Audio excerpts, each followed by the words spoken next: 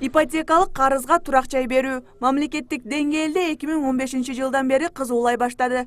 Өлкө атуулдарын арзан турак жай менен камсыздоо максатын аркалаган программа башында бир топ кымбат болгондуктан кардарлардын талабы менен пайыздары арзандоодо. Наргиза Кадырова да 2 айдан бери үй алуу максатында жүрүп, бүгүн 3 бөлмөлүү жаңы батирине көчүп келди. Биз бүгүн ушу 3 комнат үй алып көчүп келатабыз. Ушу мамлекеттин ипотекасы ыңгайлуу жана арзан экен. Бөлүп төлөгөнү да аябай жакшы экен. Ушу бизге окшогон жарандар ушундай мамлекеттин ипотекасынан алса эң жакшы, эң ыңгайлуу.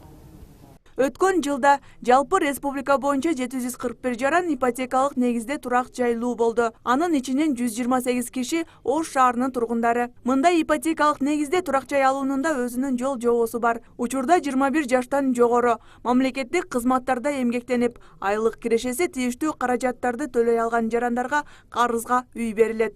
Бюджеттик кызматкерлер бүгүнкү күндө биринчилерден болуп алып жатышат. Буйруса, мына жаздан баштап, 2017 жылдын жазынан баштап биз бүт Кыргызстандын жеке ишкерлери болобу, башка жумушчулар болобу, ошолор менен иштеп баштайбыз. Тизмени эски бойдон эле жана мэриялар бизге берип жатат. Мэрия рай администрациялардан алып жатабыз. Анан тизмени межбет комиссияда бекиткенден кийин аны биз өнөктөш банктарга өткөрүп беребиз. Компания учурда 11 банк менен кызматташууда. Ар бир банк өкүлдөрү төмөнкүдөй тартипте карыз берүүнү жүргүзөт.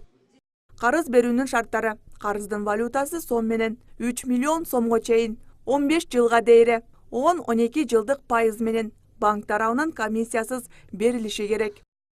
Турак жайдын аянты батирлер үчүн 80 квадрат метрден, жер үйлөр 150 квадрат метрден ашырбоо зарыл. Ал эми алгачкы төлөм 10% түзөт. Эгерде алгачкы каражатты төлөөгө шарт жок болсо, кошумча күрөө менен ала алышат.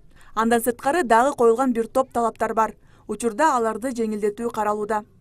Бүгүнкү күндө ошол эле жумушчу топ ушунун үстүнөн иштеп жатат. Бирок канча убакыт иштейт, ал кичине немерак. Себеби дегенде өзүңүздөр деле байкасаңыздар керек. Акча, мисалы үчүн, ликвидность кичине кымбаттап калды. Ситуация кичине акчанын кымбаттаганына байланыштуу болуп атат да. Мүмкүнчүлүгү болсо, албетте биз түшүргөн баягындай немесин, жол жобосун издеген аракет кылып атабыз. Бүгүнкү күнү мамлекеттик кызматта иштегендердин орточо айлык акысы 7-8 миңди түзөт. Мындай баа менен ипотекалык карызды төлөө мүмкүн эмес. Андыктан турак жай менен камсыздоо программасын кароодо. Ушул нерсеге да көңүл буруп коюшса дешет жарандар. Гүлмайрам Рахманбердиева, Кудайберди Дыйканов, Ош Прим жаңылыктары.